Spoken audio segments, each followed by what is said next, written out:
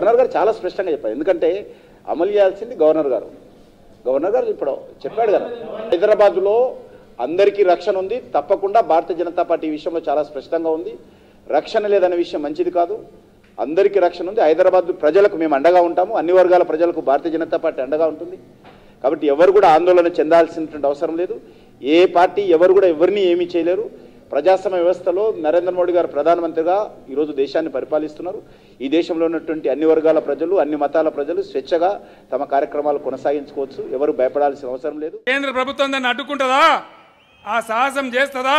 హరిహర బ్రహ్మాదులు అడ్డమచ్చిన, నీ తాత జేజమ్మలు అడ్డమచ్చిన, కోటి మంది చంద్రబాబు నాయుడు కొంగ జపాలు చేసిన మీ కండ్ల ముందే పాలమూరు ప్రాజెక్టు కట్టి చూపిస్తాను నేను మనవి చేస్తా ఉన్నా.